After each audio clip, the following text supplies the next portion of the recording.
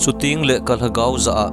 lagau nangman kumsot ta adinga tiltam ta na ki khol khom a hitai ki chol dun nen lang donin num sata in umin ahin la pathen yan amaza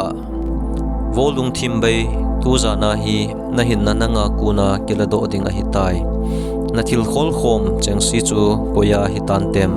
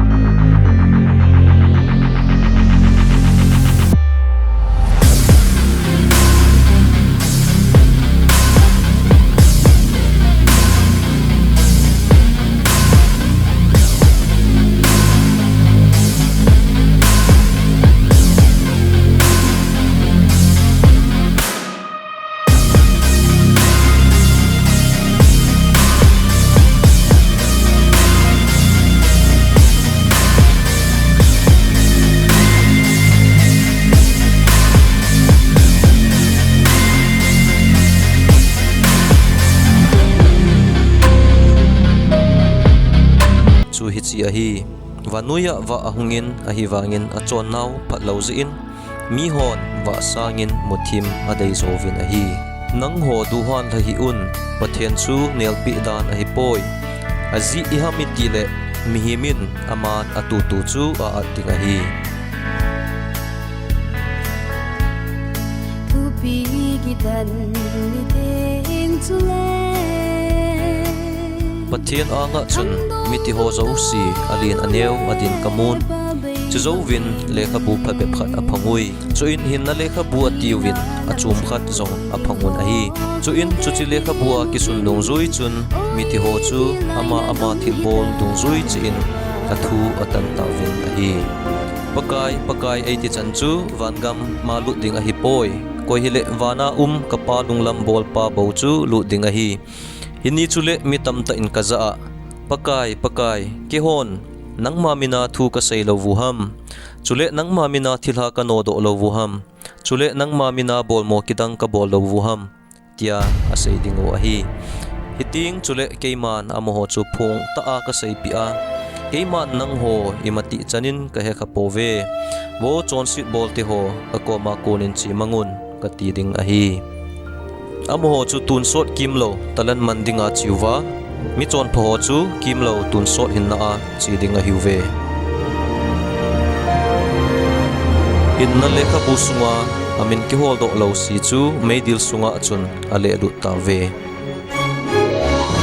mi khat to win geisang asa chu pakai athutip lam dola geisang a hipoi koima amang tha lova mizo sin lung a hei man na ding angai tua ei ho zala khungai sot a hi bo ve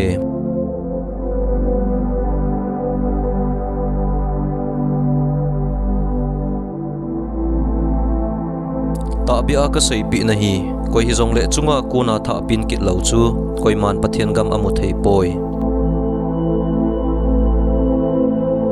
pakai in hitin asaye hunguvin ke ho tu hite na chon si du ti san bang zong le bu bang banga bang ding na hiuve san dup jesu zong le kel ngoi mul jol sel to bang hiding a hi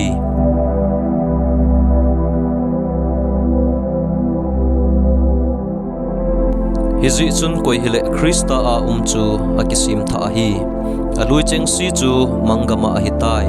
vevin atha a hitai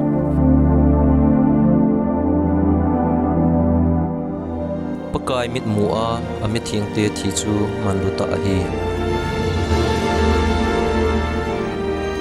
mit mu kha lo na za kha lo mihim lunga lut kha lo pathianin angai lu ho dinga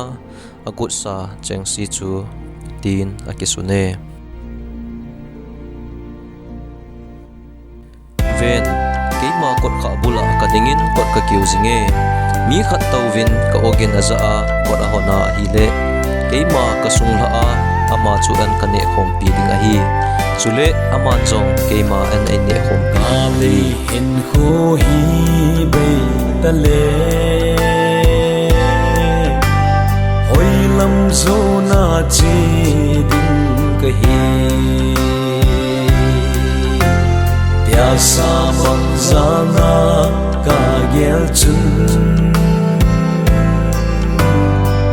Iza lung don nan ei bo me Tamun mai dil lam ka cheng am poi Kale hagil na mun na chun Don son van gama ka cheng